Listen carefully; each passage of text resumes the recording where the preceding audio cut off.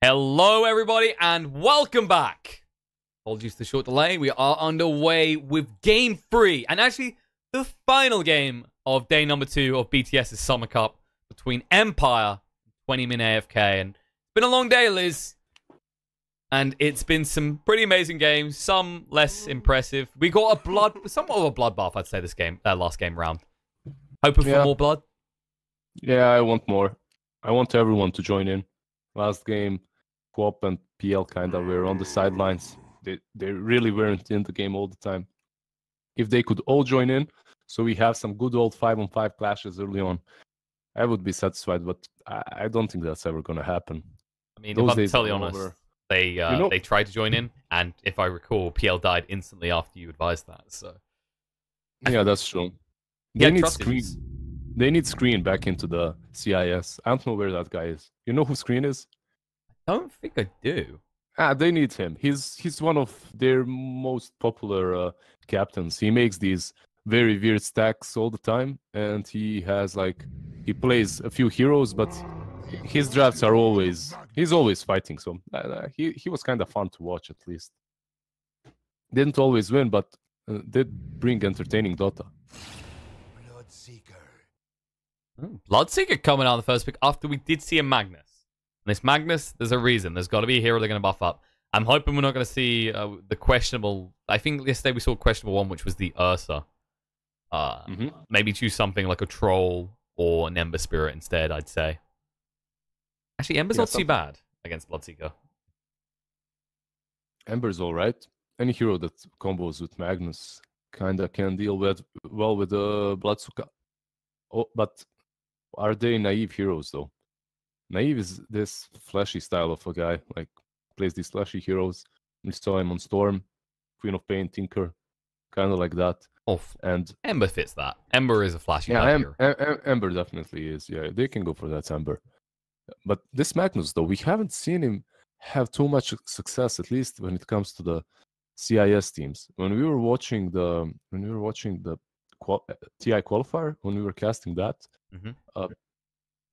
Magnus did a lot. Like, he did so much. But so far in these 2 days that we've been casting BTS, he kind of lost every single game. Like, we even had Axe playing versus Magnus, and Axe was position 4, and he did more than Magnus. That was an amazing score, and there's that Ember.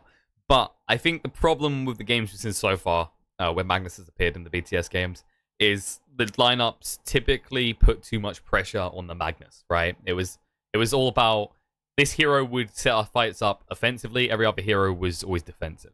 Yeah, and they didn't really.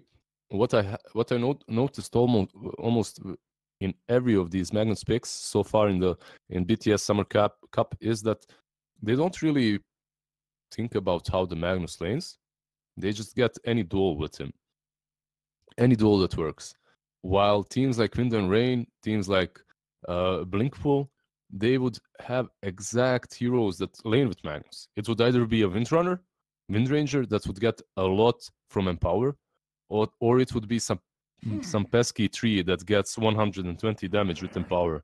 So, yeah, we'll see what Team Empire opts for, because I believe that this Magnus can do a lot more than just Empower your carry.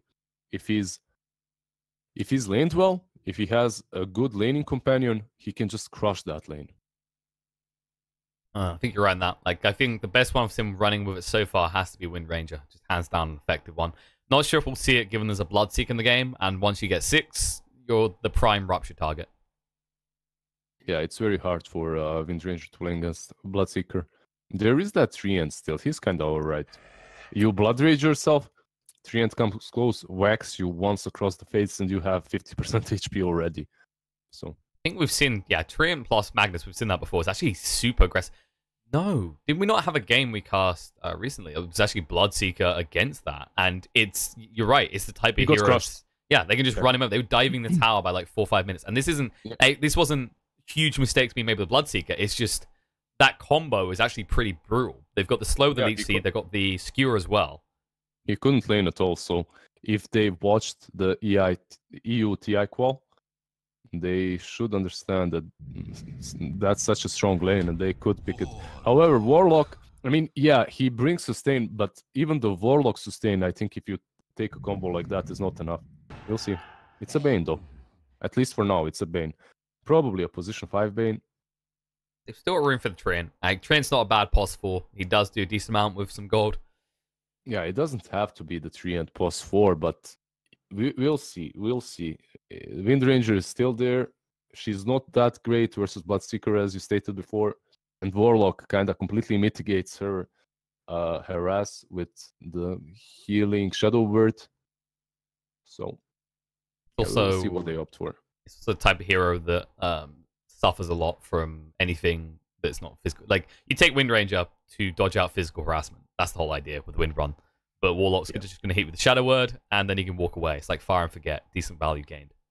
Yeah, and then Fatal Bonds as well, hit something else. And she's quite squishy. She can die to that. So let's just say it's not really the best Wind Ranger game so far, but she can be picked as a dual lane with Magnus. What does 20-minute AFK in the woods with Iron Talon need? They need... Well, it depends. This Doom, it can be 4 or 3. And they take the Wind Ranger. Yeah, on their side, though. I think this is going to be a mid Wind Ranger. I got this weird feel, because I feel like Bloodseeker... Ember's probably mid. I wouldn't want to put him up against the Bloodseeker. You can put Bloodseeker versus Ember. Or you don't want to put Ember versus sorry, like Ember, I think Ember has a slight advantage there because the moment you start Blood Raging, he just aggresses with Flame Guard. And it's that type of lane where you could very quickly zone someone out unless there's a support there buffering you. I think that you are right, as long as the lanes are not being harassed. But if the lanes are harassed, it's very hard for Ember Spirit to do a lot on that lane. But that's what I'm talking about. Like, that's mid, though, right? In that scenario. Yeah. How often we've talked about this, you barely ever rotate mid unless you're going for a tower push. No, I mean the side lanes. If the side lanes are harassed, you're gonna get so much speed on the Bloodseeker because of your third spell that you're gonna be able to zone out Ember or to pressure him hard. So it's all about that. If the side lanes are doing well, so are you on the mid. But if they aren't, then you're kind of struggling as Bloodseeker versus Ember.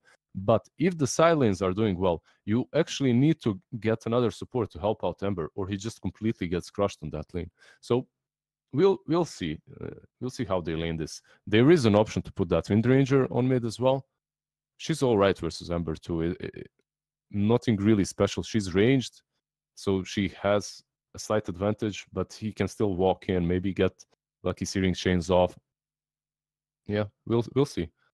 I feel like the Train is even better to justify, like what we're talking about the mid and low lanes, right? Because then, who do you really harass out on Empire? Because Train will eventually start leveling armor, and he'll be fine. On top of that, Bane can just heal up with the Brain Tap. Suddenly, you're not really getting that first speed you're looking for. It shut down the Bloodseeker indirectly. Yeah, it would be a good pick if they are playing it, but not everyone. No, like Treant is one of those heroes. It's not hard. really hard to. Yeah, it's weird. It's not super hard to play. You don't need extra skill. It's not your Storm or your Tinker, but It's not every support plays it. Yeah, it's just the style of the play style is very weird. So not everyone plays it. Oh yeah, we both. I mean, I remember even back at Berlin, we were both fanboys of this. We're like, yep, Treant's actually super strong, and we watched Fly to Moon back then. They were the only team running it. It's like, this is actually a dominant hero, really. It's just the style. Like, most supports don't pick that type of hero anymore. Yeah, and like when it comes to these drafts, like they can fit in anything on Team Empire, anything versus here. Like any position 4 is decent. Not any, but they have so many options. They don't have to go for that 3 end. They can put anything that works well with Magnus on the offlane. There aren't too many heroes left, but they could just sack him as well if they decide to. Because this Ember and Phantom Lancer, Ember plus Bane, they can do a lot early to mid game. They have a strong laning into mid game transition. They have a strong transition there, as long as they are not completely destroyed in the laning stage itself. While 20-minute AFK or less, they have to think about something that can catch December. They can't really rely on Wind Ranger getting a dagger. And that's an ET. I mean, it's not your treant. Whoa, this is a debate, yeah. That does feel overly bold, though. You've already seen the Ember being picked, and there's means to catch you right now as a sniper. You need to have a fantastic start to this lane, and it looks like Magical will be taking that sniper mid. Yeah, it's a mid sniper, and it's actually a Doom offlane this time. So position 4 Wind Ranger. And I don't know, like I'm not certain. I think snipers should do fairly well in the laning stage against Ember Spirit. There's no reason why he shouldn't try it. But at the same time, once that Ember Spirit is level 6, if you are just one step out of line, he can just catch you and burst you down. So they do have, as you said, they do have catch for that sniper. It's not such of an easy game for him. Get to see the effects of Sniper's recent buffs. They did buff the headshot damage. I think it was about 20 at each level, right? Like it felt like a pretty strong buff, actually, because that's probably his strongest element right now.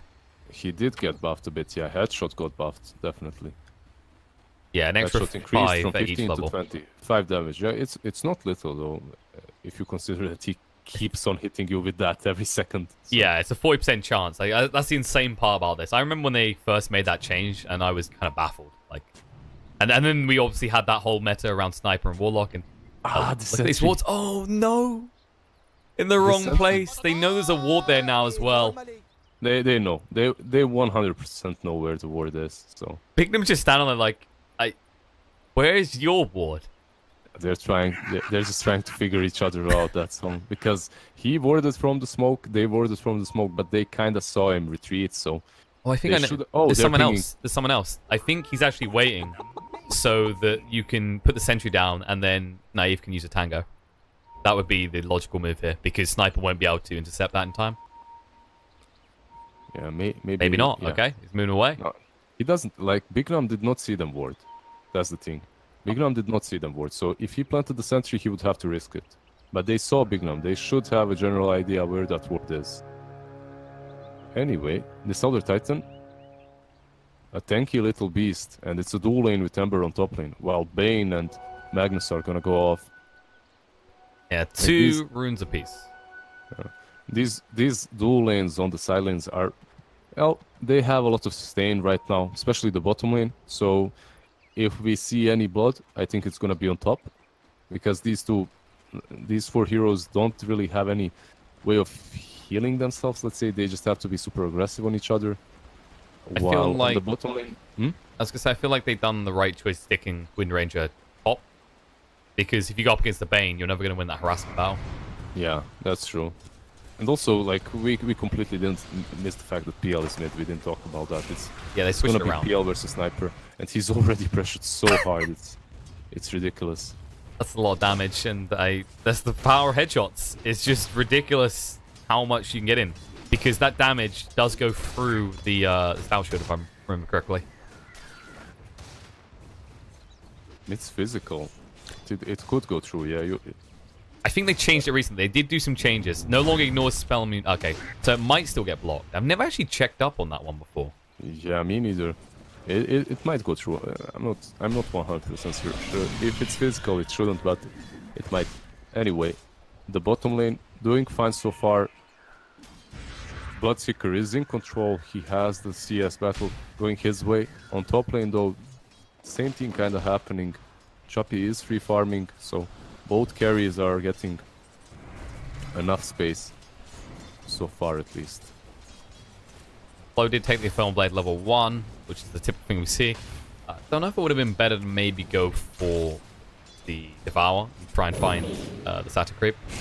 The thing is, usually you get level 2 by this time, so you can just take the Devourer on level 2. There's no reason. Usually you don't take Devourer. Yeah, you can take Devourer only. You can justify it only if you're position 4, and even then it's kind of. Took it. Yeah, he took it on level 2.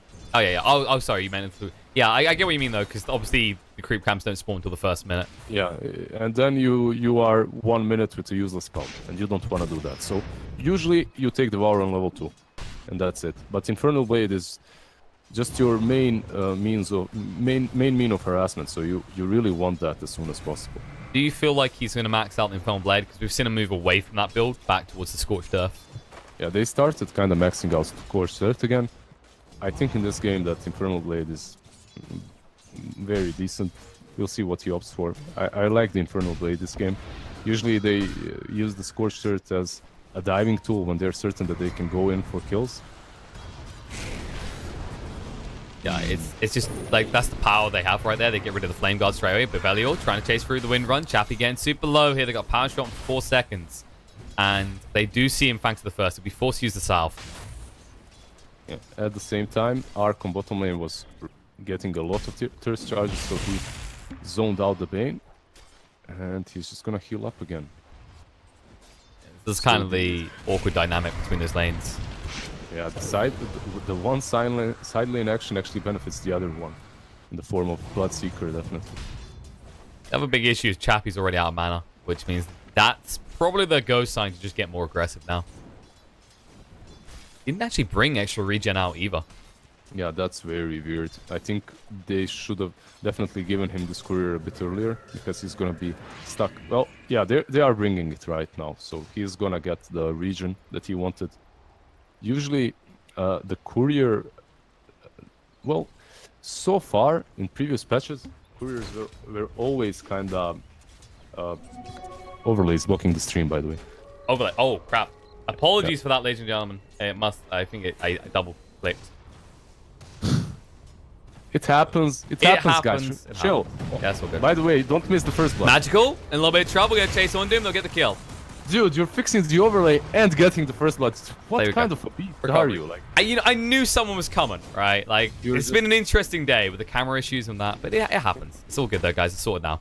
Apologies. Please, chat, give a clappa for Killer Penguin, Killer Pigeon. Like, fixing the overlay, getting the first blood. Like, this guy, man. Thank God you were checking. I was kind of like, I think what happened is I've got a hotkey for scene transition. So yeah, I wasn't checking. People just started spamming me on Steam, so... Oh, there you go. Thank God you got people doing that. Yeah, no, nothing more. Luckily, though, we didn't... Like, we've got it sorted before the first blood, right? A 5-minute first blood. You know how you wanted that heavy Russian CIS bloodbath? Didn't quite happen. No, so for 5 minutes... For 5 minutes, they were watching the GG bet in the middle of the screen. Man, how much did the GG bet pay beyond the summit for this? Like, this is some next level sellout. In before that thing is all over the screen. Sponsors love me, viewers hate me. I think that's the journey we're having here. Yeah, it's gonna be sponsors all over the screen and like a little small window of dots somewhere where the mini map is. Yeah, nice. Good stuff. Good stuff. Jump in the top lane, Flo taking a lot of damage to Scorched Earth. Can he get away? That'll buy some time, but Chu chase him through. They will just get him. That's it. Staple gun power. Only hitting for a casual 160. Yeah, he actually did make 1 stack on the medium camp, so that's where the damage is coming from. In the dire jungle, as you guys can see, there's a stack next to the shrine. So he casts his Astral Spirit there, he gets damage, he joins the lane, and then suddenly he hits like a truck. Nice game, Ice Rod. Oh, Shackle Shot. This is the thing, like, Power Shot, that nerf, it hurt Wind Ranger more than people realize, I think. Definitely. 270 damage was deceivingly strong before. You get level 3 and suddenly you get a kill. That's usually how it happened to me. Position 4 Wind Ranger, you just get level 3 and suddenly people don't expect it, you just snipe them across the map. That was really strong. The 20 damage nerf, like all these small numbers, like when you see, well, let's not talk about Necrophos getting 2 armor or 1 armor every patch because that's ridiculous. Oh, I see. You don't want to talk about that. You don't want to talk about the real one that keeps getting armor. You know, when your famed hero is Meepo. Yeah. Meepo? Yeah, he got 2 armor, but he got 2 armor the previous patch as well. Yeah, he got 4 armor, and it's kind of ridiculous because he got nerfed a couple of times before when it comes to armor, so they are just bringing him back. What they're doing is basically rotating heroes through the patches.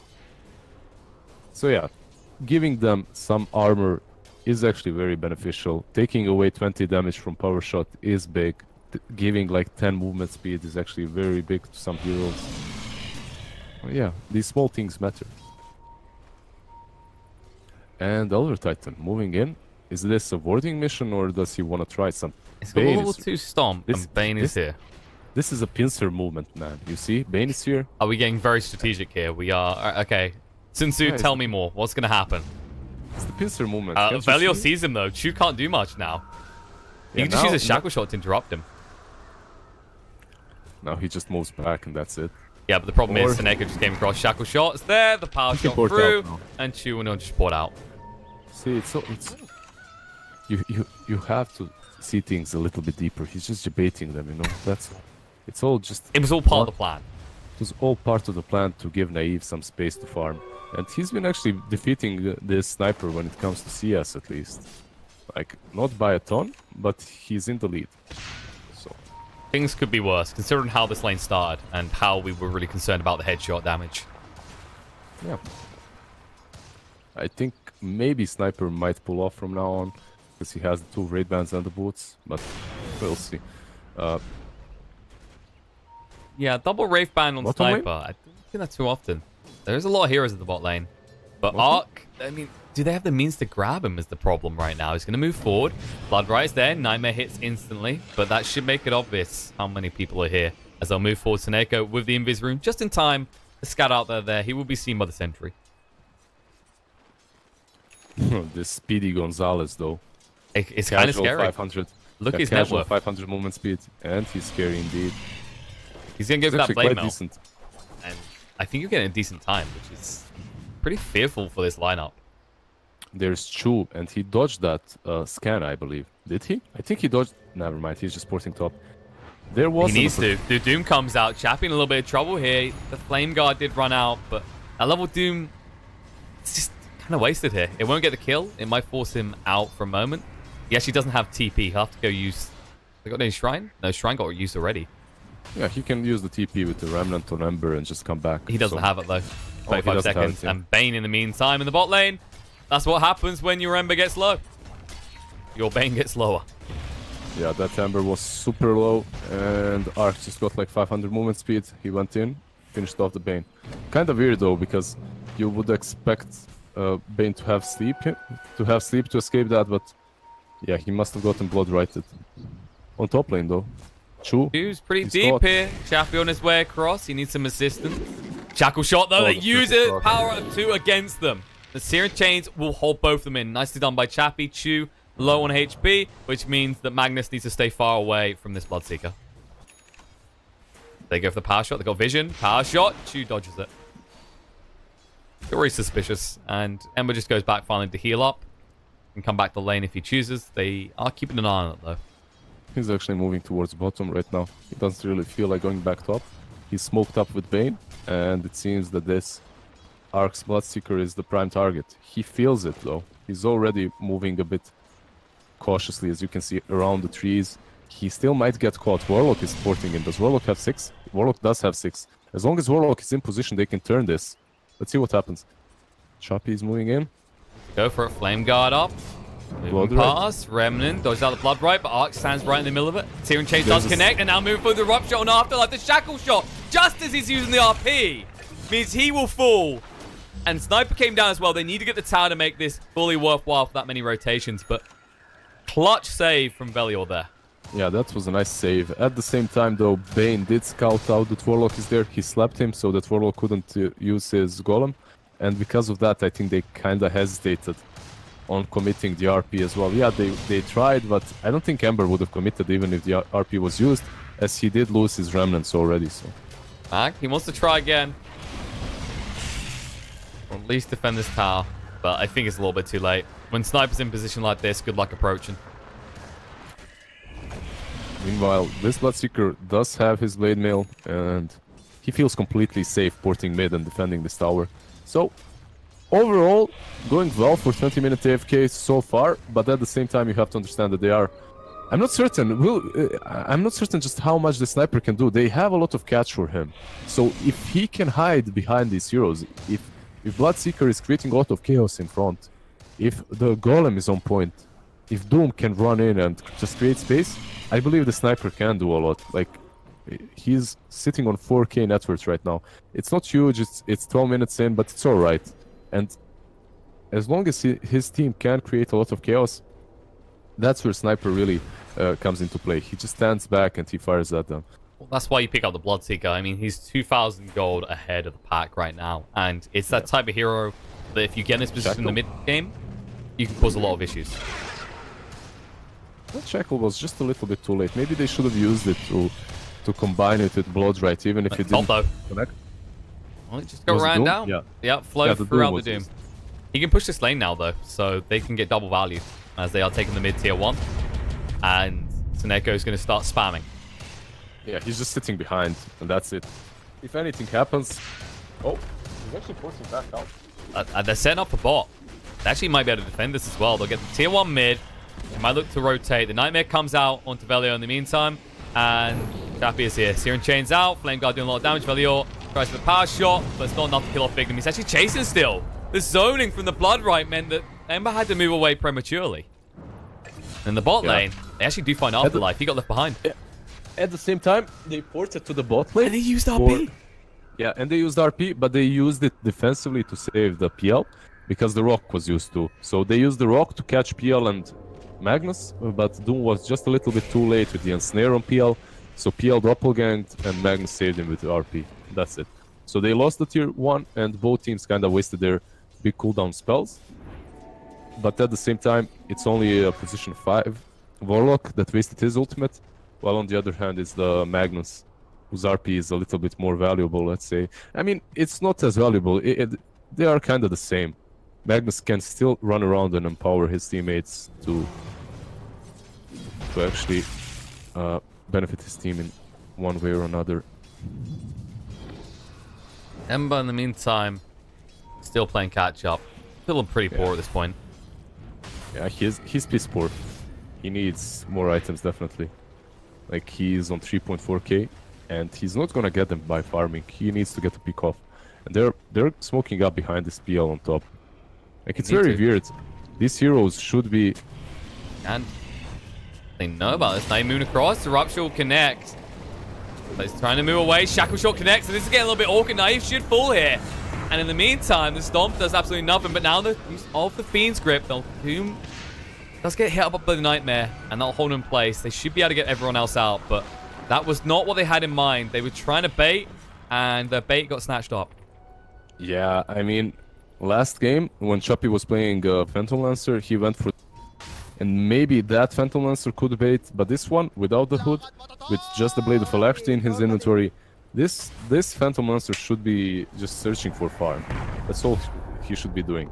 But it's very hard for him to search for farm when your Magnus has no RP, so he's completely useless at that point. Like, he can't really search for a team fight, and your Ember is kinda behind too. So. Goodbye, Bigdom. They did smoke up, but that wasn't exactly what they were looking for, but they had to find something. And now in the mid lane, Chappy. Oh, Shackle Shot connects. In a little bit of trouble here. It's going to be an assassinate. He'll move away, though. If you break a smoke like that as position 5, it's completely fine. You're fine with that. Like a Bane just walking uphill, what do you expect? Like, he probably expects to die there. At best, he wards. At worst, he wards and dies. It's fine. He died without warding. That's the worst, actually. But he broke the smoke, so that's alright. In fairness, the smoke was ending. I think they would have taken anything at that point, as they had come across the map. They would have taken anything. Just give anything to me. Just give me a bait. Please, I'll just take a creep. I'll do anything. Give me a creep from this smoke. Whatever. Give me a rune. They're moving in. Flow does have the Doom available. And they wouldn't mind catching Afterlife. Meanwhile, Rupture in the top lane.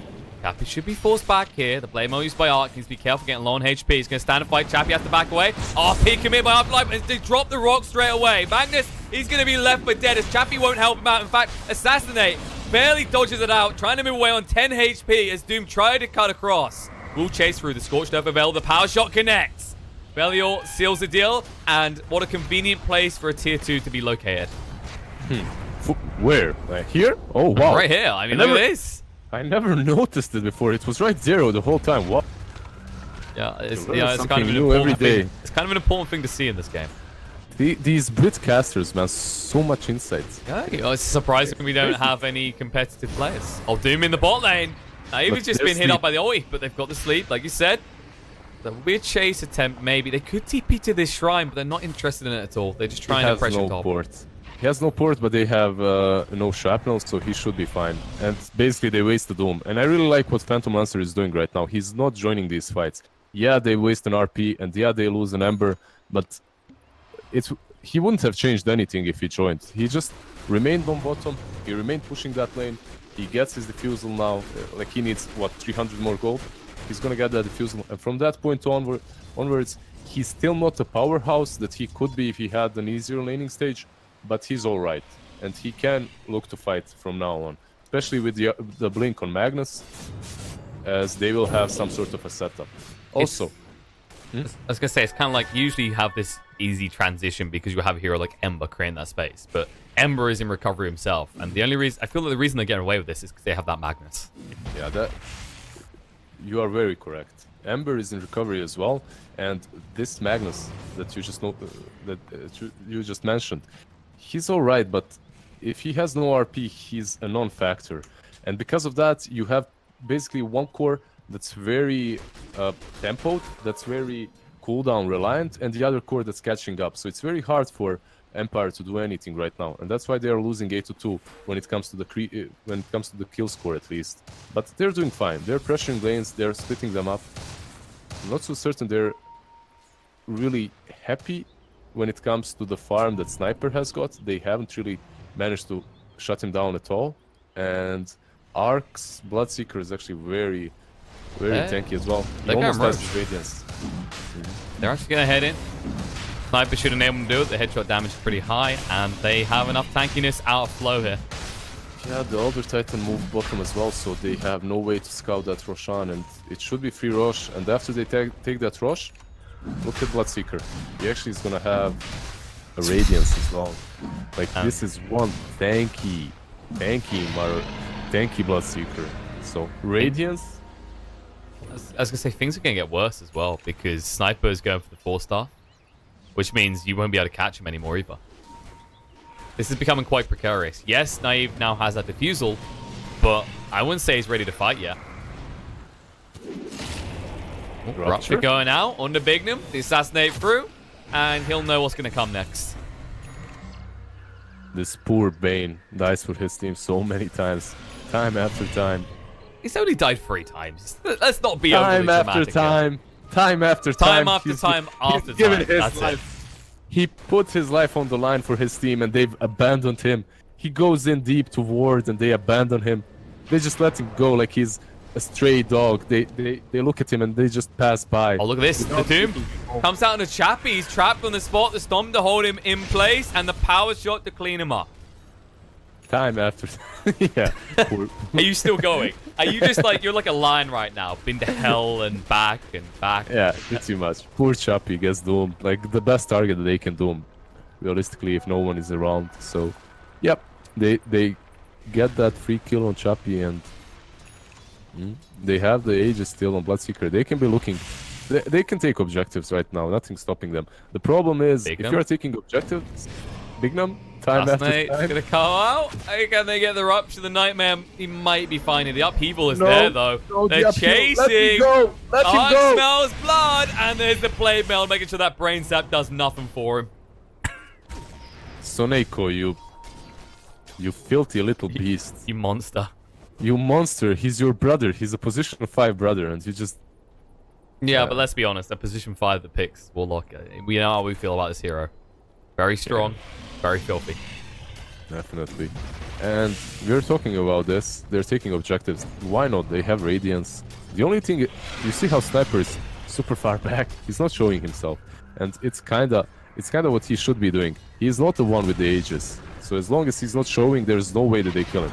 By the way, these cosmetics on Bloodseeker, goddamn, like he's shining. That's true. You seem to be in love with Bloodseeker in general. I can understand that cosmetic is pretty glorious. But look at that cosmetic for real. Like, are those leaves flying around him? What is that? I mean, is that a prismatic gem? Yeah, it's some green shards. I'm not really good with items, so it's rubies. Yeah. Okay, we're in Zelda now. Very nice. Yes, that's to show how rich he is. He just he walks into the bar. Link's trying to have a date. He just takes all the girls. This could be horrible if they go on him, because Warlock is right behind. He's ready and waiting. They do see Doom. Shadow Bladed. They saw him coming in though. They pinged it out. Shadow Bladed up, trying to move forward. He has got the Doom available. Would love a target for this, but they just back out. And this is good for them as well, because essentially you're not finding the objectives right now. You're going to try and push this in. Yeah, and they just slowly thinking. Oh, no, Afterlife. Oh. They see him, the power shot spots him out. Skewer through, but the shackle shot follows. And with it, he will die. Meanwhile, on the other side, you actually do see in the mid lane, Sniper taking out Chu. And gets to deny on the tower as well. Yeah, at least they denied that mid tower. And they got the Chu. And they got the Magnus. At least. There's a few at least here. I think it's fair to say that went pretty damn well for them. And Bloodseeker's going to continue to push on the bot lane, but they've smoked up. They want more kills. And Bignum's on the high ground here. They'll get a ward down. on the high ground. You're not safe there, Bignum. Run to the fountain. Go back. Boa, Go back. You know what your experiences have been like so far. And this time you wouldn't be dying to save... Well, we'd be dying to save a tier 4, mate. You know, maybe they go that deep. They just go past the tier 3 straight away.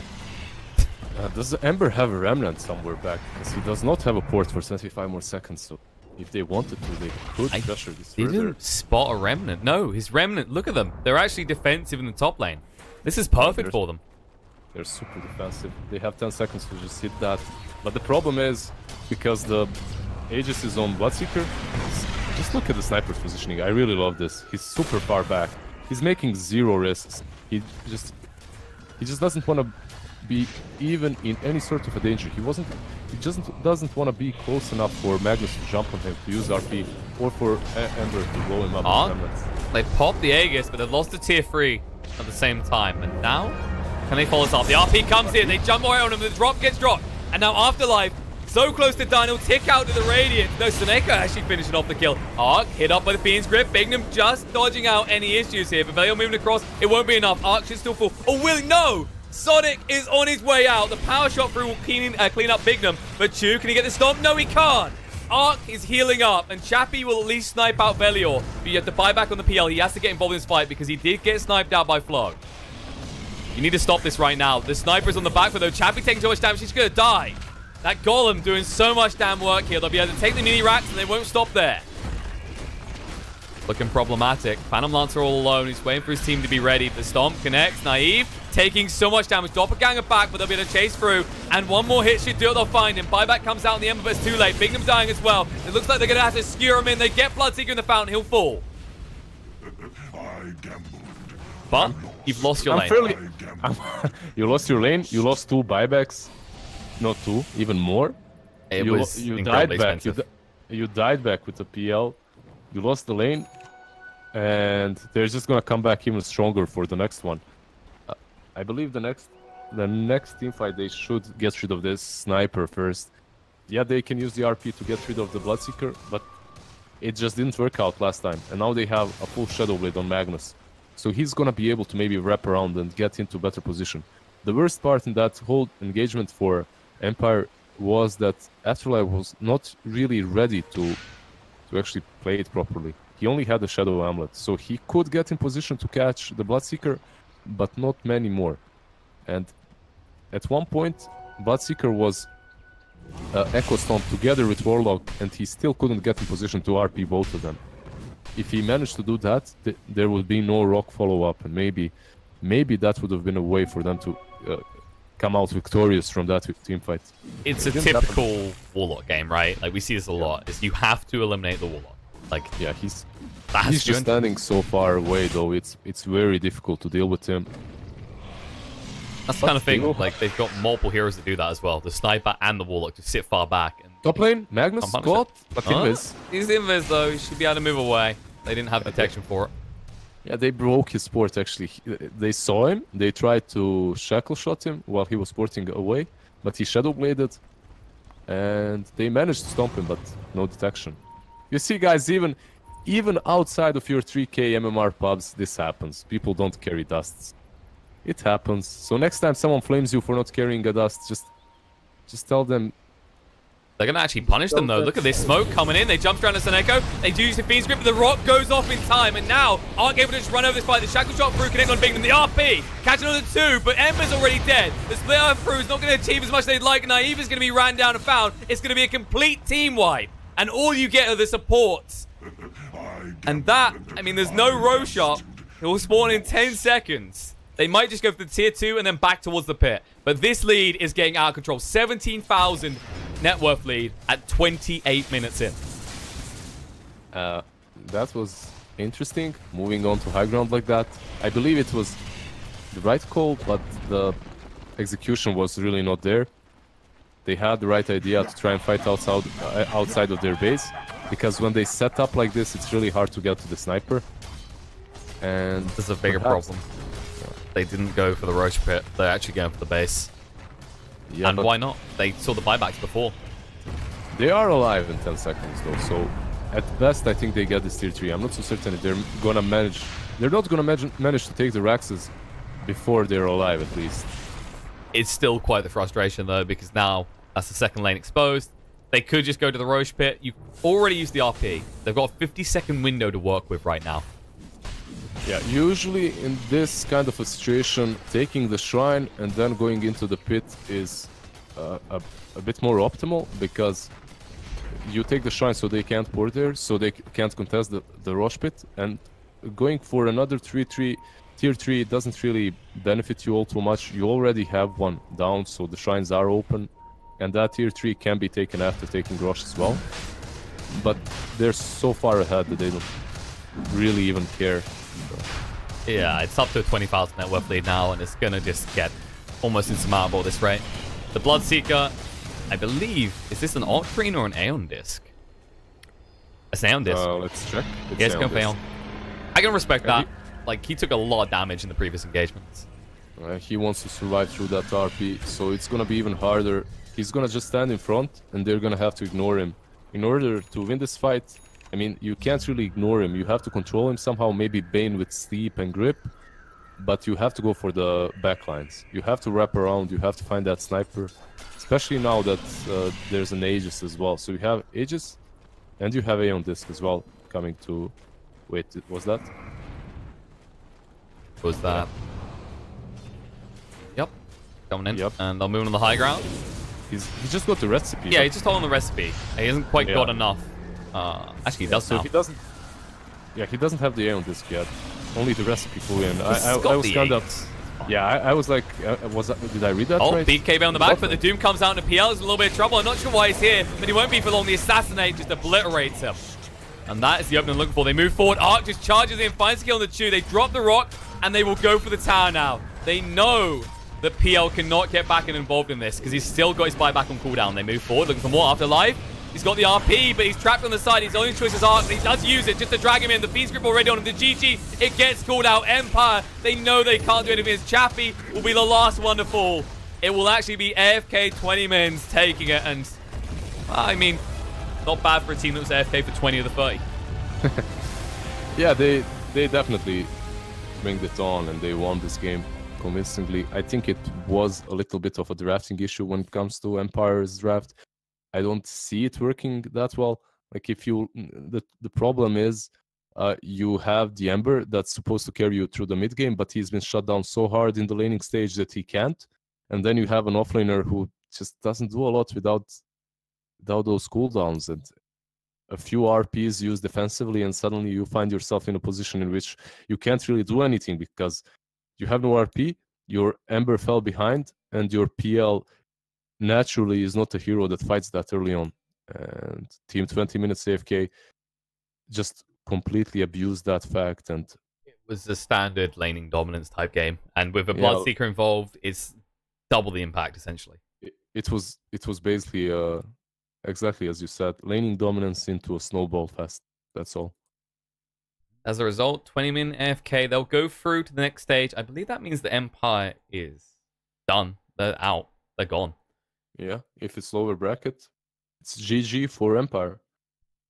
Yeah, should be confirming. Yeah, they're out.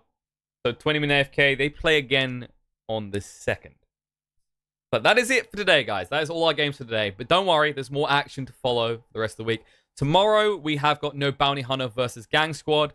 And then we've got LOTV versus Singularity. Those games kick off starting at... Oh, you'll love this part, actually. Guess what, Liz? You get a little bit of a line.